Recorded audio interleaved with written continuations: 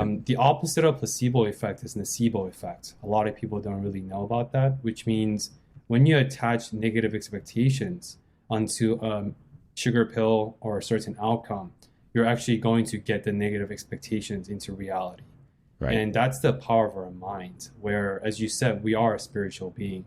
And I think there's a lot more than what we can see. And I really urge people to consider, do you have any distorted beliefs, or do you have any beliefs that are unhealthy and unhelpful to you? Because we're not saying that you can only have good beliefs. That's not realistic. Idiosyncrasies, different belief system, the government, parents, they bestow and force upon their beliefs onto you, and you internalize that to become your own beliefs. But I do think that evaluations or reviewing your archive of your behaviors and habits and beliefs can be very beneficial. And not just any changes, just reviewing it will create a lot of insights for a lot of folks.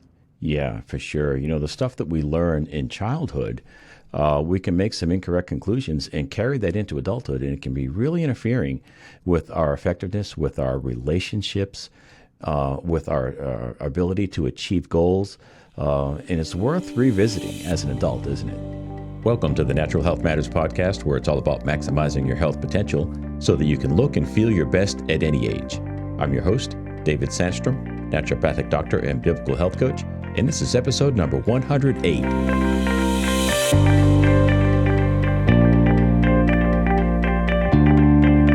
Today we have on the show Benoit Kim. Benoit is a mental health and mindset coach and the host of the Discover More podcast, a show for introspective thinkers with growth mindsets seeking authentic life stories. Benoit, welcome to Natural Health Matters. David, thank you so much. I'm very excited to learn from you and have some insightful conversations today. Well, I'm looking forward to learning from you. I think you've got a lot of great insights when it comes to mindset. If someone's new to the show, I just want to repeat this if you haven't heard it before. Here at Natural Health Matters, we maximize our health potential when we align our lives more fully with God's natural design for spirit, mind, and body. And today we're going to be talking about mindset with a mindset coach. So Benoit, if you would, just give us the 35,000-foot view of what you do. Yeah, I'll try to make it to 50,000-foot view. But okay. So what I do is I try to weave in the importance of emotional functioning and emotional capacity and weave that into the need for healing, whatever the healing means for every single person. And through that work, I show that the dire need to achieve this sustainable peak performance can only be achieved once you aligned, as you said beautifully, the mind, the spirit, and the body. Yeah, excellent. So was there an event in your life that led you into this field? A lot of times there's an event, sometimes it's a slow process. So what led you into this field? Yeah, a lot of spiritual teachers or mindset coaches call that pain teachers. Some people call it trauma. Some people call it catalyst. It's all of the above. So as an Asian Korean American myself, like many of us, I was raised under this prism that perseverance will always prevail. It's all about achievements, going to the best university, having the best job, interacting with the highest intellects, right? Until my first Army deployment with the U.S. military, which I'm a veteran of, around 2017, around the high tension. Thank you. It was a very high tension tide between Mr. Trump at the time and Kim Jong-un. And my unit was one of the 12 units that was summoned to support the U.S. troops in the North and South Korean border. So as you can imagine, it was extremely terrifying situations. And for the first time, I had to contemplate my mortality. The thought of I may die really, really broke my perseverance. And I realized it doesn't always prevail. It prevails until it doesn't. And until then, I didn't really believe in mental health. I was like, what is that? Just work it through, work harder, sleep on it, we'll be fine. But that didn't work. This ever-consuming darkness took my life over. I stopped working out for the first time. I lost my disciplines. I lost all these qualities that allowed to be at the highest level at the time. So I realized there's something there. This needs to be talked more often about. And sure, now mental health is more destigmatized, but there's a lot of stigma, and I think a lot more conversation needed. But I would say that's the first sequence of many more things that happened, allowing me to be where I am today across from the screen from you. Oh, very good. So you had a number of near-death experiences, didn't you? Only 3. Hopefully no more. Just let's keep it at 3 for now. Okay. You want to tell us about one of them? Yeah, so they're all sort of related because they all attributed to my emphasis on mental health and emotional functioning. But the first one was the near-death deployment that I alluded to earlier, right? In terms of Mm-hmm. facing moral mortality, facing this extremely high tension. And Mm-hmm. there's not a lot of ways to prime. As you understand, mental health and mindset is about priming your mental, priming your physiology with chronic stress, acute stress. But the more recent one was in Philadelphia a few years back, where I actually got jumped in an alleyway in downtown Philadelphia. Oh, I wow. almost got stabbed. Yeah, Mm. this person took my wallet, my phone, my belt, and my shoes. And I woke up in the ER the next day with no memories. I have a scar right here from the head trauma from that incident. And I just thought, oh, Wow. I drank too much. I went out too hard on the weekends in Philadelphia. But then the nurse told me that no, a pedestrian, a bystander called you in because you were bleeding out in the alleyway. Wow. And yeah, and it's a miracle that I didn't get stabbed. And funnily Mm. enough, when I reported this to the detective in Philadelphia, their first question was, "Did you get stabbed?" I was like, "No." They're like, "Don't even try to file a report because hundreds of people get stabbed every night. So unless you bled significantly, it's not even gonna get to the top of the priority list." Wow. And through that, I really had to evaluate my relationship with alcohol because alcohol was the cause, right? Because it really lowered my inhibitions. I was not where was supposed to be, but that's the most salient near death experience that could come to mind. Wow. Yeah, that'll make you come to grips with your mortality, won't it? Yes, it will. Well, prayerfully, you won't have to go through that again. So, tell us a little bit about how you help people now. You mentioned emotional intelligence. That's intriguing to me. I know that my listeners know that there's a connection between the mind and the body, and our belief system and the thoughts we choose to ruminate on will show up in physical symptoms. It's very often the case. So, how can someone recognize if they need to do some emotional work? So that's a tricky question, right? Because I think the answer to that is predicated on the individual's aware level of self-awareness. And Yeah. I think for you and I, David, for people who have cultivated a lot of practices, whether it's natural medicine, whether it's mental health or psychophysiological aspects, you need to learn how to be in tune with your body. Like the body keeps the score because the mind body is the same paradigm. And it's not these separate entities that people think about. Hmm. Physiological impacts the psychological and vice versa. Yeah. So for me, to answer your question, I think you really have to almost like evaluate and review the archive of your behaviors and patterns to see, are you where you are in terms of what that peak performance feels like for you? Are you showing up to your friends the best version of yourself? Are you showing up with your loved ones? Because God is love and God is relationship, right? So are you Hmm. showing up through your relational containers the way you wanted to, or are you lacking in some areas? And why is that? Is it your diet? Is it your sleep? Is it your nutrition? Is this some of the incongruence that you have to work on in terms of emotionality, mental health, or physical health? So, but I think it comes down to, are you even aware where you are in life, physically and mentally?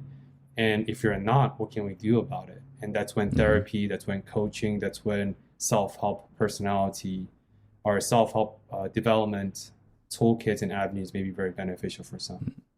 Very good. Yeah, I've come to this realization myself in the past several years, and that is, if we have an event that triggers us, everybody has our buttons that people can push, and kind of we have a reaction that's maybe not proportionate to the situation. I think that's a red flag for us. That's a way to let us know, hey, maybe there's some work to do here. Maybe there's some talking that I need to do with an expert, or maybe there's some exploration that I need to do and ask myself, well, why do I feel that way? Why do I react that way to this situation? It could be telling us something about our passions and desires and gifts, our God-given desires. If someone's very, very passionate about, let's say, for instance, a political candidate, or maybe it's being helping the poor, or standing up for the unborn, or whatever it is. That can be telling us something about our giftedness, but it can also be telling us something about our woundedness, right? And that's the part that we'd like to be able to deal with, and and do better with. So can you speak to that a little bit? How can somebody's life experience be interfering with their effectiveness today? Yeah, before I answer that, I think you said it beautifully, where every trigger lies an opportunity. Because that trigger comes with emotionality, that this disproportionate reaction that you alluded to. At the same time, if you have the humility and the willingness to lean into that cue, which is what trigger is, I think there's a lot of opportunity for healing. And I think like in LA, where traffic is rampant, like road rage is a very concrete, simple example to see like Yeah. when someone cut you off, people that react in such a severe and angry manner is really not disproportionate. It's very disproportional to the act of getting cut off. Right. But to answer your question, I think all of us have a certain level of genetics, God's gifts, as you said. Some of us are gifted with a heightened level of threshold for willpower, discipline, distress tolerance, risk tolerance, etc. And it is a genetic marker. So for those who don't have that genetic markers, I think you can rely on external systems. That's when therapy and coaching comes into handy, where do you have a system in place to help check you? Do you have a system in place that stresses you? We call it stress testing in coaching, right? Where if you can't trust yourself always, because we just talked about the varying genetic markers and varying discipline and systems and practices that's in place, like you and I, we have a lot more practices. For some others have less tools in the toolbox. Then can you rely on a circle of trust, of confidence that really check you honestly and respectfully that hey, Benoit, hey, David, you're not where you're supposed to be. You're sleeping on God's gifts. Because by us being complacent, we're also deserving God's gifts, right? That's what that means. So do you have a people of trust that can really give you honest feedback that's supposed to improve you, to make you better, so that you can show up with this version of yourself that you're really proud of? Yeah, I like that a lot. I was just thinking about that. We can, if we're unaware and we want some help, a good place to start is the people that are close to you. If you're married, ask your spouse. They probably know where one of these areas are. Whether they've mentioned it or not is another thing. But that's an excellent resource if you're married. And if not, a close friend might be able to. If you let them know that, look, I'm really interested in knowing. Is there an area of my life where you think I could be reacting better or responding better to? If we spend a lot of time with that person, they'll probably know right away. But without the platform, if you don't offer them that opportunity, they may be uncomfortable sharing it with you because they're not your therapist, right? So it's a good resource, though. That's tricky, though, because I love your thoughts on this as well, where I think a lot of us with my clients, many of them voice this concerns and qualms that, oh, how do I engage in a more meaningful relationships?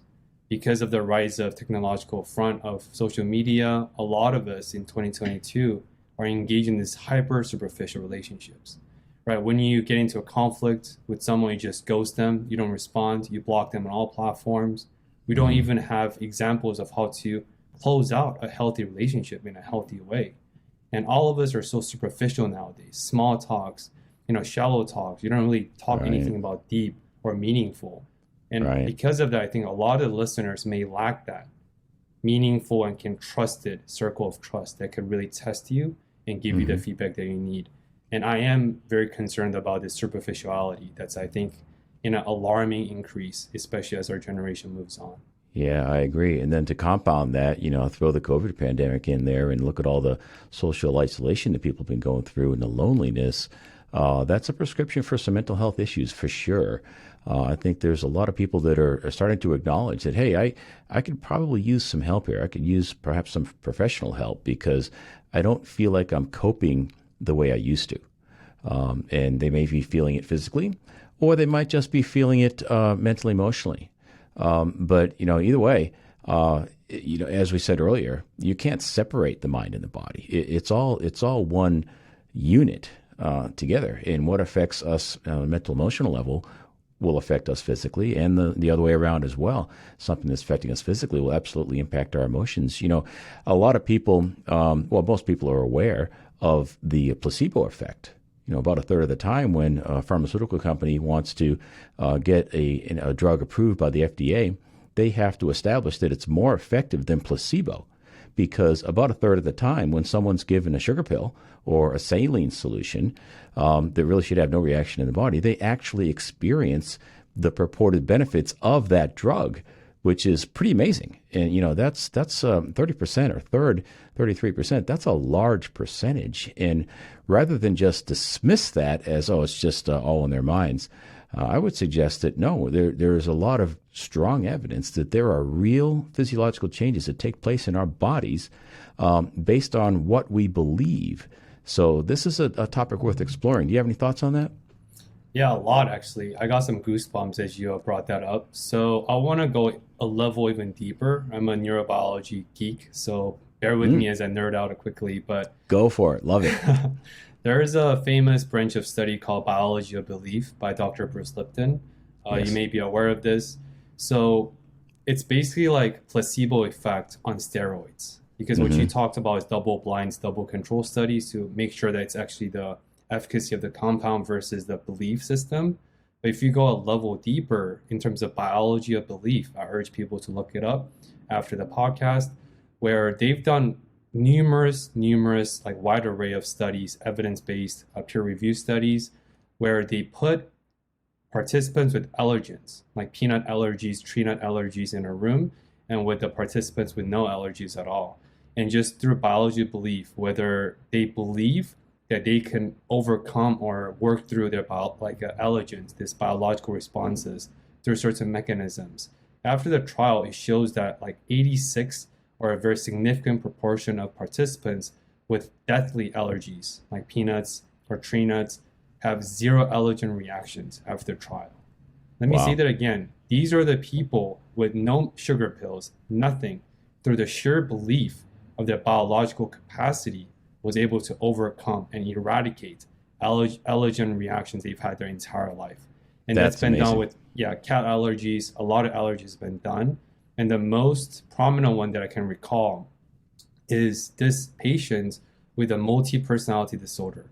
What that means is this individual has different personality type and they all come up. It's not a pseudoscience. It's been documented. It's part of the mental illnesses, personality disorder. And one of his personality type had deathly allergens. Like his neck was swollen up, all these pretty severe reactions. And under the hypnosis, clinical hypnosis, a different personality came up. And through this clinical hypnosis work, they were convinced to believe that they no longer had any allergies. And guess what? Another personality type with the allergies were summoned, and they were no longer allergic to the nuts that would swallow their neck immediately. And guess it was healed. That's allergen was eradicated within one hypnosis session. That is amazing. Something similar that's coming to mind is Dr. Henry Wright. He's passed away now, but he had a great teaching. His ministry is called Be in Health. And he wrote a great book called A More Excellent Way. And he talks a great deal about the spirit, mind, body connection.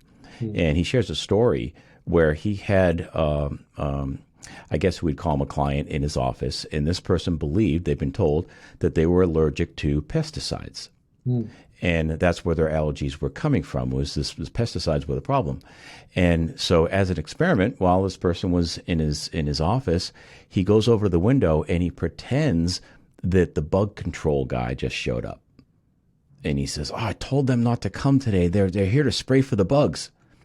And immediately this woman broke out into hives all over her body.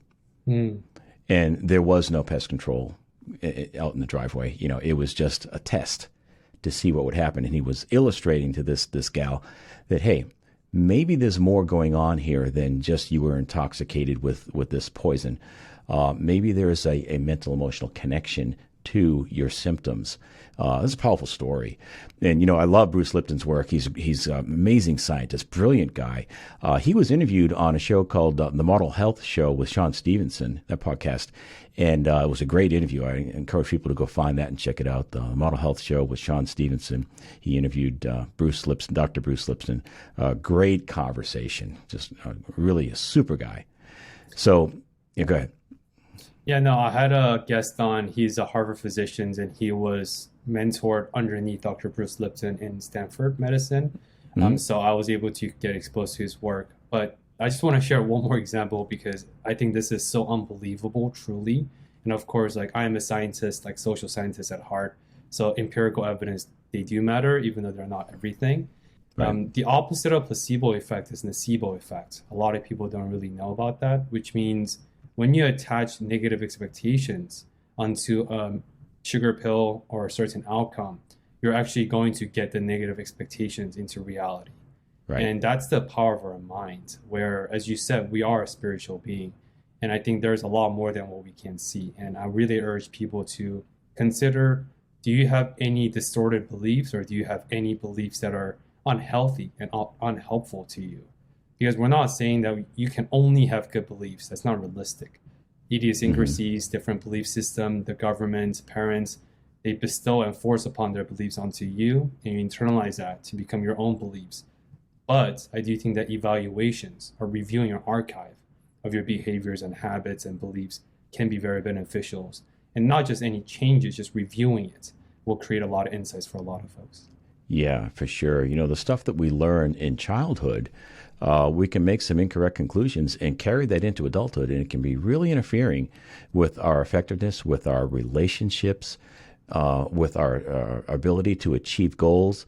And it's worth revisiting as an adult, isn't it? That some of these beliefs that we may have heard, maybe we had an uncle and a cousin who both died of heart disease. And, our parents said something like, yeah, heart disease runs in our family. And now we believe, we heard that when we were 7. And now we're 37 and we're afraid that, oh my goodness, am I going to keel over from a heart attack because that runs in my family? Not a good belief to hold, right? And just because Uncle Joe had heart disease doesn't mean that I'm going to, right? So can you speak to that? Can you think of any examples that you've seen where that takes place? Yeah, a lot. And before I answer is, I think the way I view life is it's a sequence of learning, programming, and a sequence of unlearning and unprogramming. And of course, unlearning is a lot more difficult than learning. But I do feel like we do need to burn down as many boxes as possible, and we need to pick the beliefs that are fitting to us versus what other people said, like the Uncle Joe example. And of course, we do know that family disease is about 20 to 30% genetically. So that means there's 70% that's not genetically related. But if you believe that as such, then obviously you're going to live your life thinking you have heart disease. An example I can think about is public speaking, or I guess like math, where a lot of children and adolescents were taught growing up that they're bad at math or they're bad at public speaking, for example. And unless they reevaluate and fact checked that opinion that was bestowed onto them by others, by their teachers or authority figures, unless you think twice about that, you're literally going to live your entire life until in your 40s or 50s through a coaching, through a therapist, through someone, make you realize, oh, wait a minute, I'm not good at math. Oh, wait a minute, I'm not bad at public speaking, because public speaking is the number one fear by Americans, according to surveys. And some people might be bad at public speaking, and it is inherently terrifying. I'm not dismissing how scary it could be, but at least have you tried? Or did you just internalize that opinion as facts, as the truth? And you carry your entire life operating by that truth. It's a huge disservice by these teachers and authority figures, because no other humans can determine your worth. That's a job reserved for God, right? And we're not gods by any means. Absolutely. Yeah, our identity is really under attack often. It may be a comment by a teacher. I'm thinking about Jim Quick, the mental health guy. You know who I'm talking about? Brain coach? Yeah, the brain coach. He was diagnosed, he had an accident, and he was diagnosed with a learning disability because he had brain damage as a result of this fall. And a teacher once said, "Oh, that's Jim, the kid with the broken brain." And he took that label in, and he's, I have a broken brain. I'm never going to amount to anything in life. But then as an adult, he started questioning that belief. And he realized that he started studying, as you have, brain neuroplasticity and neuroscience, and saying, no, the brain, that's not a lifetime sentence. The brain can relearn, can recover what has been lost. And he started applying some principles, and now he's a memory expert. He dazzles audiences with memorizing 300 people's names. And, it's really an amazing story, Jim Quick. What a great guy. I love listening to his podcast as well. But anyway, So tell us, why don't you give us some more examples of some of the clients that you've worked with, that problems they've come in with, and the turnarounds that they've experienced. Can you share some stories? Yeah, I'm really big on relationship problems because I think all of us, as I said, I believe that God works through relationships, period. And I do Mm-hmm. think that relationship, and I mean romantic relationships and all relationships, is something that all of us strive for, right? Even people who chase after money and success and fame, I think deep inside in their core, they want to create relationships through their successes, etc. I work a lot with attachment theory, or this relationship between how we feel secure and insecure from our childhood relationship with our parents versus how that manifests as adults. So a Mm-hmm. lot of my clients, they're successful in their own rights. They're power attorneys, very, very prestigious, powerful positions in life in their 30s, 40s, whatever. Mm-hmm. At the same time, it's interesting to see this consistent theme of relational stress and this relational dissatisfactions in their life, despite how much wealth, capitals, or social capitals they've accumulated through their jobs and hard work. They're deeply unhappy. And a lot of times when you examine, are they avoidant? What I mean by that is they're in the process of building new relationships with a potential partner, potential spouse, or potential friends. But then something happens and they feel this discomfort. They feel like they're getting too close for whatever reasons, and they detract. They run away from it, or they Mm-hmm. escape from it, or they avoid from it. By avoiding that, they're entering into this vicious cycle of they get close, but they get far. They get close and they run away. And back to the superficial relationship we started this episode with, they never get to this point of fulfillment because they never enjoy and go into the risk. And the risk is inherent to all interactions. Like even for us, right? There's a risk of being maybe betrayed or being disappointed, being saddened by that. But we have to bear that risk to create something. And I think like what Eleanor Roosevelt said beautifully, I'm a big quote person. She said that everything you desire is on the other side of fear. And unless you have the willingness to open that fear, to enter that gateway, you're not really going to get or derive anything from life. Because if you just play safe the whole time.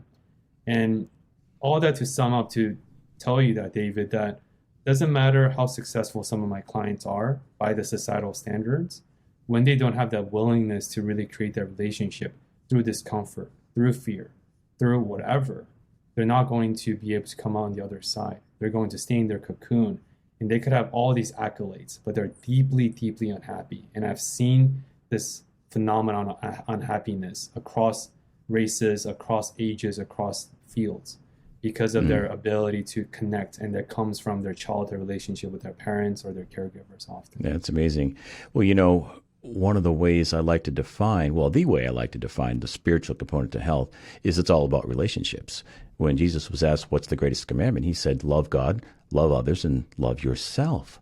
So our spiritual component is all about our love relationship with God, our love relationship with the one another's in our lives, and the love relationship we have with ourselves, how we see ourselves, the self-talk, the sense of identity we were talking about earlier. That's all the spiritual component. And God says that he hasn't given us a spirit of fear, but of power and love and a sound mind. And he came to give us life abundant. Well, if we're, as you just described so aptly, that if we're living in fear, we're unable to get close to people.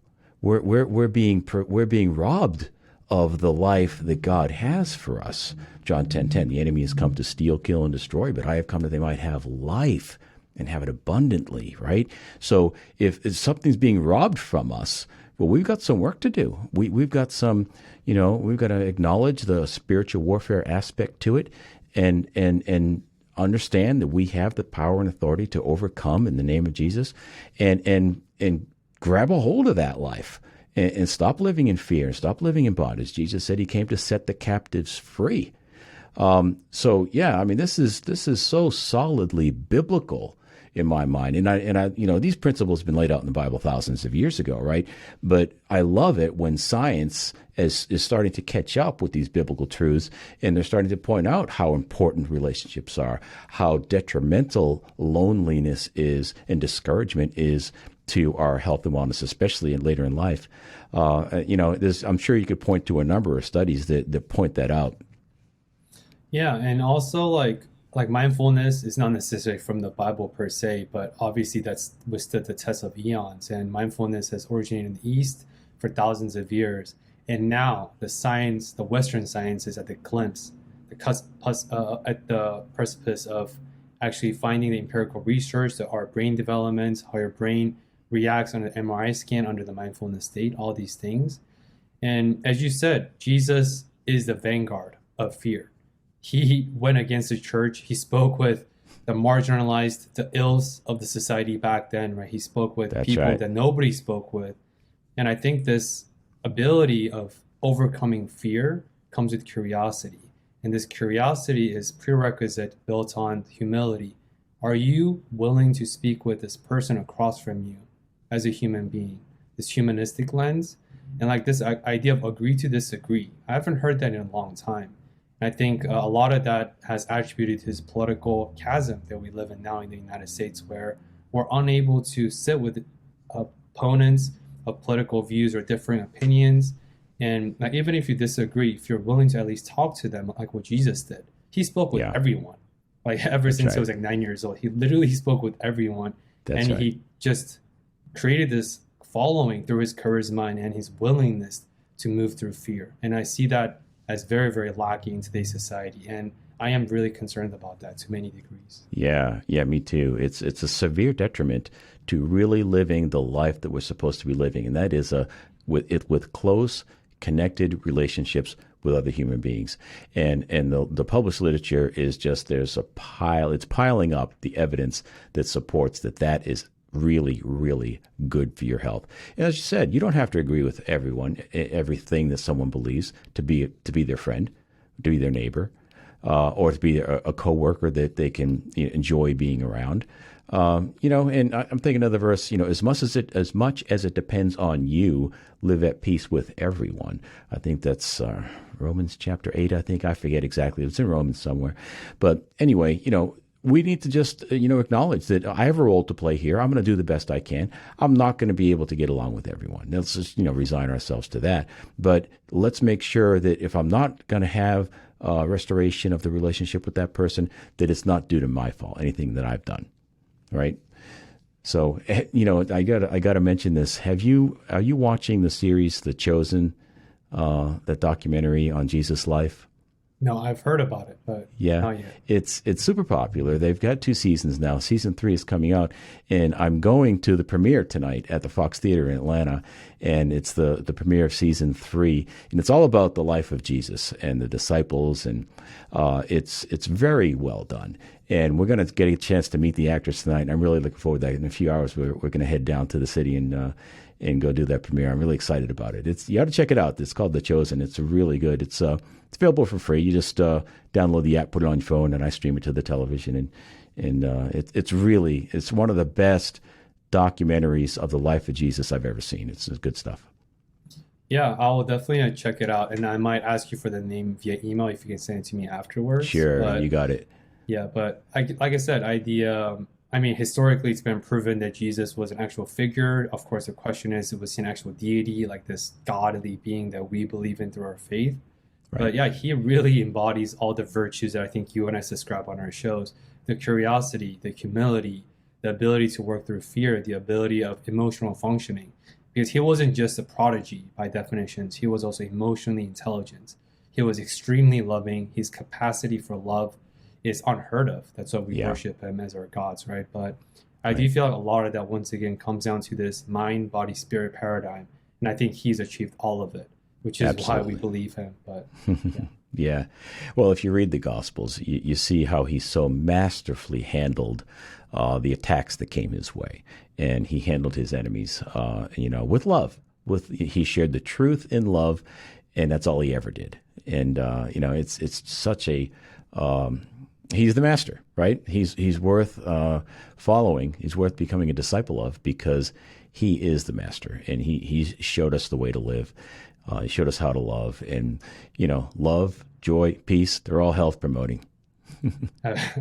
More like the oxytocin, the happy chemicals. Yeah. The Yeah. To that now, I just want to say my current mission statement in life, on and outside the show, is how can I accept the inevitable forces of life, because life is larger than we are, at the same time accept our responsibilities and how we can respond to these life events. It's like the Hmm. Stoic philosophy, right? And I think Yeah. Jesus was Stoic because he accepted the fact that he was going to die and perish for us. At the same Right. time, he accepted the responsibility in choosing this his journey. And I think all of us need to accept the inevitable nature of life, that we cannot control the sequence of life. We cannot control what happens to us. A lot of us have this desire to run away from pain. Of course, pain sucks. Nobody Mm. want to embrace the pain teachers. But by avoiding and running away from pain teachers, we also miss out on this thing called post-traumatic growth. A lot of people know about PTSD, especially in my veteran communities. PTSD is huge, and it sucks, and it's a huge disservice, and it's a real health conditions. At the same time, a lot of us, we don't know about the post-traumatic growth, the profound growth that comes with certain traumatic experiences if you have the willingness to integrate the uncovered insights and to see how we can apply that insight into our day-to-day life. And I think that's only possible if you accept your responsibility in what we can do. We don't have control over life, but we always have a choice in how we respond to that life. Mm. That's a good word. You know, as a veteran, I'm sure you're well aware that the suicide rate among veterans is quite high. So, what would you say? And you know, we have a high school, my local high school that my kids went to. There's at least one suicide every year at that school, which is so tragic. What would you say to someone who is contemplating suicide? What would you tell that person? Yeah, so one of my aspirational approach I want to get into through my therapy and coaching is suicide prevention, because suicide is very near to my heart, because I have battles who have fell to suicide, unfortunately. Mm. And yeah, especially now with social media and the COVID pandemic, the social isolations, especially for adolescents, like especially adolescent girls who have destroyed their self-esteem from social media, comparing themselves with all the celebrities with unrealistic standards. The Right. suicide rate is alarming high for adolescent girls in America. And of Hmm. course, the veteran suicide has been consistent, and the suicide landscape has been largely unchanged the past few decades. Hmm. But I just recently spoke with David Rudd, Dr. David Rudd. He is the top 1% most cited suicide psychologist in all of PubMed with over 15,000 citations. Wow. And through our conversation, we came up with these three most important suicidality traits. What that means is these three qualities or characteristics that could best predict someone's suicide risk. And I do want to preface that this is a very, very sensitive and emotional topic for many of us who have lost our loved ones to suicide, because death is end all be all, but suicide is actually a preventable public health crisis because you can prevent suicide. But when it happens, of course, it is end all be all. But through his research, we talked about these are the three traits that are most ubiquitous across people who attempted suicide or who have completed suicide. Is one, unlovability. What that means is I'm not lovable. Nobody loves me. That's it. I'm all alone. Mm. Unlovability is a number one trait for suicide risk. Second trait is unbearability. What that means is I cannot bear what I'm going through. The pain and suffering are too large for me to bear through. There's no way out. For example, unbearability. The third and the final one is unsolvability. There is no way out from my situations. I am stuck. There's Mm. nothing I can do. There is no help. It's all utter black, like darkness. So Yeah. unlovability, unbearability, and unsolvability. If anyone, for anyone that's listening, if any of your loved ones exhibits any of these three traits, there's a real concerns that they might be on the near or on the top of suicide risk. And of course, Wow. there's a lot of tangible signs, like if some of your loved ones are suddenly have a change of heart, they were depressed, they're really down, they're not really themselves, and suddenly everything's great. They're happy, they're smiling again. And I'm talking about an extreme fast turnaround, like within a day or two. They went from very sad and depressed to super happy. The chances are they've made up their minds internally to take that final step. That's why they feel relieved. So if you sense a feeling of relief in your loved ones who's deeply depressed and struggling, or even tried attempted suicide, I would say put on your alarm because that is a very dangerous sign. Or Mm. if someone has given away all their favorite belongings to someone, like if they gave away their laptops, the things they really cherish and hold dear to their hearts, suddenly that's also a huge sign that they have made the decisions to depart from this world by giving away their belongings. So I think these are the top of the list I want to share with the listeners. Yeah, man, that's really good stuff because that was going to be my follow-up question is how do you recognize it in someone? But boy, you put that really well. Yeah, it's a crisis right now. Teen suicide is on the rise, especially among young girls, as you said. And what's even more tragic is these murder suicides. Someone goes into a workplace and shoots up their coworkers and then kills themselves. It's so tragic. And in fact, it's just pure evil, right? I mean, when that happens, it's pure evil. I can see someone getting into a state of discouragement and hopelessness, as you just described very well, and maybe taking their own life. But when they want to take others with them, and that is just so evil. You gotta stand in the gap and really stand up for these people that are struggling with this type of a mental health issue. It's a tough one. It's a tough one. But man, that was some good word you had there. So, is there? Do you know of a resource that someone can call if they know someone who may be at risk, Yeah, or a so website? yeah, I mean, if you just look up suicide hotline, there's numbers available. I don't know the number at the top of my head. And also, I might be misspelling this, so you might have to fact check me after. But the US, about a year and a half ago, just recently passed a new law to change the cumbersome 8 digit suicide hotline to 3 digits, like 911, which Wow. decreases the barriers, which allows help seekers to get help immediately. Yeah. And that policy is already in implementations in the United States. So some states and locals have already implemented this number. I want to say the number is 866 to the best of my ability. I think that's the number, but I might be misquoting that. But regardless, just look up the new three suicide hotline numbers that's already been implemented. And the whole point is 3 digits are faster to call than 8 digit numbers. So I would say go to that number, and there's a lot of national suicide preventions literature, scholars, and work that's readily available everywhere. But once Hmm. again, the toughest thing about suicide prevention is even in clinically, the most recent stats that shows that 70% of patients and clients who attempted or completed suicide the week prior told their therapist and their loved ones that they are not thinking about suicide or killing themselves. But a week later, after disclosing that they're not at the risk with the people they trust, by the way, these are the therapists and coaches and families who have great relationship with these individuals. A week later, 70% of them attempted or completed suicide. So it is Wow. really, really hard to predict That's because all of us staggering. are, yeah, it is staggering and it's terrifying because all of us are so great at putting on masks and really Hmm. internalize all the pain and suffering, especially for men, as you said, the murder suicide, right? Because Hmm. like, how do you regain control when you feel like your life is spiraling out of control? You exert that influence on other people by having high expectations or unrealistic expectations, or by doing atrocious and atrocities like mass shootings. Yeah. That's how they regain their control, air quote, in their minds as, oh, my life is not mine anymore. So let me do something drastic to make it feel like I'm in control.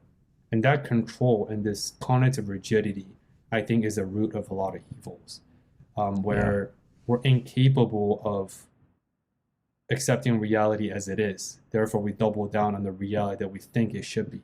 But that's laughable because life is bigger than us. We don't get to control outcomes of life. We get to live in it and flow with the river.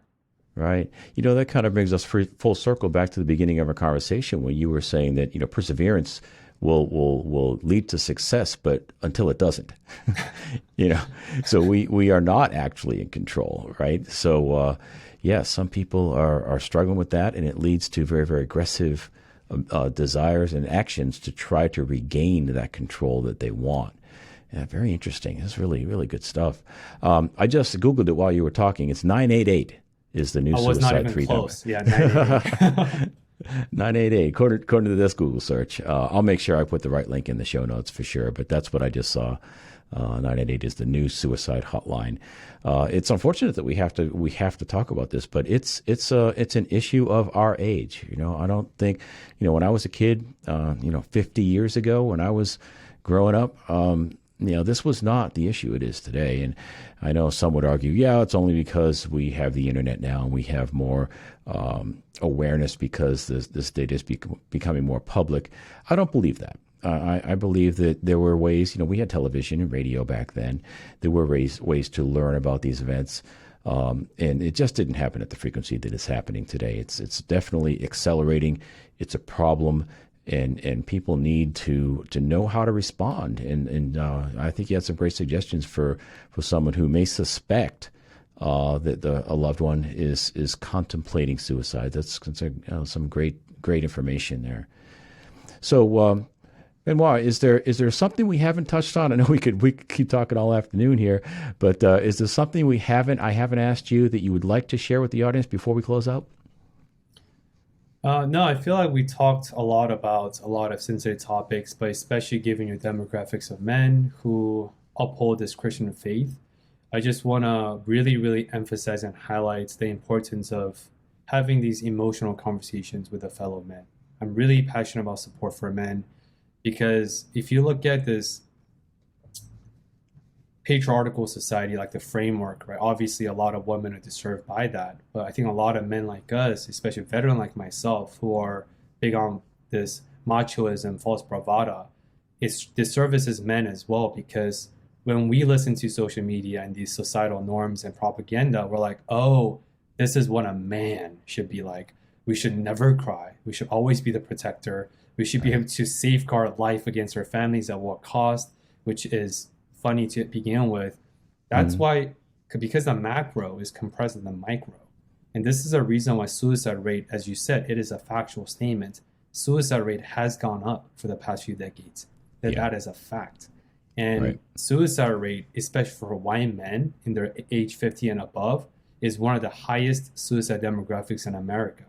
Because that's when a lot of men experience like midlife crisis. They realize they're lonely. They don't really have a job anymore. They're in the near of retirement. So they lose a sense of purpose and they feel helpless. And because not a lot of men, especially people in that demographic of 50s, they're not raised up to talk about these issues, let alone like us talking about this on the interweb, right? So the famous mental health adage, what you don't express gets depressed. So if you're not releasing the stress and the burden, because a lot of men, our mindset is, I don't want to burden my loved ones. It's my job to carry the burden of the entire world on my shoulders. It's like, what? Like, you're a human. Even Jesus struggled to carry the burden of the world. And it took Jesus to sacrifice himself to tackle on the world. Who are we to think that we have the ability and the capacity to do that? It's not realistic. And we have to talk about these issues with your loved ones, especially as men. Otherwise, it's going to create this saddened reality of suicide or other mental health challenges, because suicide creates a ripple effect. It does not only affect you, it impacts all your loved ones for ages to come. Right? So it is a very, very difficult situation. That's why we have to be proactive. And the only way to be proactive is talking about it, be curious about it, and seek help if you need to. And that's just the message I want to leave the audience with, because I'm really deeply passionate about health for men, because health is mental health. Excellent. That's a really good word. I just want to add one thing to that is I love what John Eldridge with the Wild at Heart podcast has to say about taking on the burdens of the whole world. Years ago, the cell phone is a relatively new invention, right? For most of human history, we didn't have worldwide information in our pocket. And we were never designed to handle that kind of information overload. It's not in our design. When Jesus wanted to go somewhere, he walked or, rode horseback. It took weeks to get information from one town to another. Now with this instant access to all the world's problems, we need to take a hold of this. We need to address this because we weren't designed for that. And that's going to bring us a great deal of stress that we're not capable of handling. And he has a term that he uses in his book called His book is called Get Your Life Back, and he uses a term in there called benevolent detachment. And what he means by that is, yes, love these people, pray for them. There's a time when you might be able to even do something for them, send some money, take a mission trip or do something. But most of the time, what we need to do is let that go. Address the issue to the extent that we can, pray for them for sure, but let it go. There comes a time when we need to make a conscious, benevolent, or loving detachment from that issue. If we don't, our health will suffer. Our mental, emotional state will suffer. Our physical health will suffer, and our relationships will suffer. And God never designed us to suffer with that kind of a burden. Yeah, that's. I know one last comment because we could talk for forever, but to make them more personable, I think I love the benevolent detachment. I think that also applies to our self-worth. Do not attach your self-worth to any boxes, and this is the mindset coaching, right? If you identify yourself by your job, by your profession, by your intellect, by your physique, by your physical paralysis, whatever that may be, when you lose that paralysis intellectually or physically, you're going to suffer. You're going to get depressed. When you lose that job, you uphold so dearly, like a lot of my clients, that, I'm a power attorney. I went to Harvard Law, X, Y, and Z. Once they lose that because of certain events in life that's outside of their control, guess what? They feel helpless, powerless, and lost. Because that's the box they've lived their entire life for. And it's not worth it. So we need to be detached and unlearn and unprogram from all these external things and really find your self-worth in what matters. That's your health. Because as long as you're healthy, everything is possible. Right. My identity ought to be, I'm a child of the Most High God, and I'm here to reflect His love and goodness to a hurting world. And beyond that, it's just not going to be useful, not going to be healthy. I was an airline captain for 20 years, and I flew for 35 years. And a lot of guys will get their identity from, hi, I'm Captain so and so. Even when they're in a social situation, they introduce themselves as Captain Steve. I never did that. I never got my identity from being a pilot. I'm not trying to brag. I'm just saying that because I was more grounded in my faith in God, and I knew that that's where my true worth comes from. I didn't fall into that trap, but it's a very slippery slope. It's easy to fall into that. Aspire for your level of faith. Yeah. Well, thank you. Whether it be airline pilot or doctor or lawyer or social media influencer, there are a lot of titles that will not going to serve us any good at the end of the day. But anyway, Benoit, it's been great talking with you. I really enjoyed this conversation. If someone is relating to this, if they're related to this and want to go further and go deeper with you, what's the best way to get a hold of you? Yeah, like I said, I'm also a student of life. I'm a child of curiosity and humility. So I'm very passionate, deeply passionate and purposeful about my work in mental health and emotional health for fellow men. If you're curious about some of the experts and world-class folks I have on that I dissect and synthesize the content, check out our podcast called Discover More Podcast on YouTube, Apple Podcasts, Spotify, or wherever you get your dosage podcast. Our Instagram also has high engagement, so if you want to connect with us via social, check us out at Discover More Podcast on Instagram and wherever you find your socials. And that's it. Excellent. Benoit, it's been a pleasure. Thank you for sharing your wisdom today. Thank you for your thoughtful questions. I really enjoyed this, and thanks for having me on. For more, go to the show notes page at davidsandstrom.com/108. There you can find an audio as well as a video version of the podcast. I include a full downloadable transcript with timestamps, and I always have some type of a content upgrade to help you go deeper with that subject. This information is relatively hard to come by. A faith-based perspective on natural and holistic health is hard to find. So I sure would appreciate you telling a friend about the show. You could share the episode on social media or just tell a friend about it. I sure would appreciate you helping me spread the word, and I think your friend would appreciate it as well. That's it for now. As always, I enjoyed serving you. Thank you for listening, and I'll talk with you in 2 weeks. Be blessed.